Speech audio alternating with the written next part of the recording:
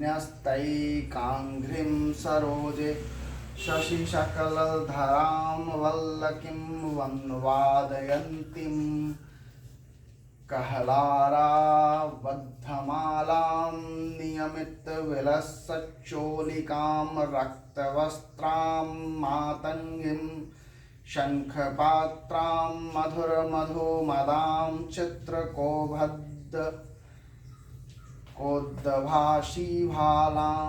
ॐ ऋषिरुवाच आज्ञाप्तास्ते ततो दैत्याश्चण्डमुण्डपुरोगमाः चतुरङ्गबलोपेता ययुर्भ्युद्यतायुधाः ददृशुस्ते ततो देवीमिषद्वाशां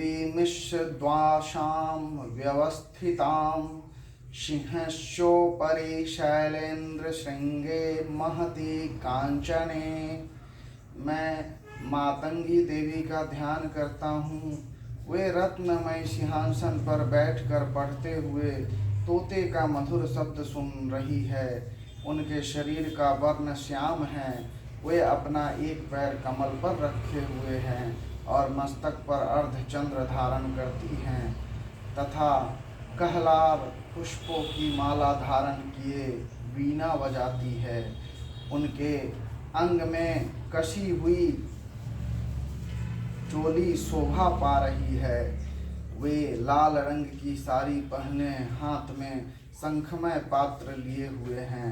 उनके वदन पर मधु का हल्का हल्का प्रभाव जान पड़ता है और ललाट में बेंदी शोभा दे रही हैं। ऋषि कहते हैं, तदंतर शुंभ की आज्ञा पाकर वे चंडमुंड आदि दैत्य चतुरंगिनी सेना के साथ अस्त्र शस्त्रों से सुसज्जित हो चल दिए। फिर गिरिराज हिमालय के सुवर्णमय ऊंचे शिखर पर पहुंचकर उन्होंने सिंह पर बैठी देवी को देखा। वे मंद मंद मुस्कुरा रही थीं। उन्हें देखकर दैत्य लोग तत्परता से पकड़ने का उद्योग करने लगे। किसी ने धनुष तान लिया, किसी ने तलवार संभाली और कुछ लोग देवी के पास आकर खड़े हो गए। तब अंबिका ने उन शत्रुओं के प्रति बड़ा क्रोध किया। उस समय क्रोध के कारण उनका मुख काला पड़ गया, ललाट में भौहें टेढ़ी हो गई और वहां से तुरंत विकराल मुखी काली प्रकट हुई जो तलवार और पास लिए हुए थी।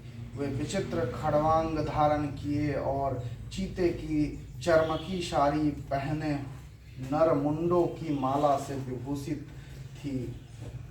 उनके शरीर का मांस सूख गया था, केवल हड्डियों का ढांचा था जिससे वे अत्यंत भयंकर जान पड़ती थी। उनका मुख बहुत विशाल था। जीभ लपलपाने के कारण वे और भी डरावनी प्रतीत होती थी। उनकी आंखें भीतर को धंसी हुई और कुछ लाल थी। वे अपनी भयंकर गर्जना से संपूर्ण दिशाओं को गुंजा रही थी। बड़े बड़े दैत्यों का वध करती हुई वे कालिका देवी बड़े वेग से दैत्यों की उस सेना पर टूट पड़ी और उन सब का भक्षण करने लगी।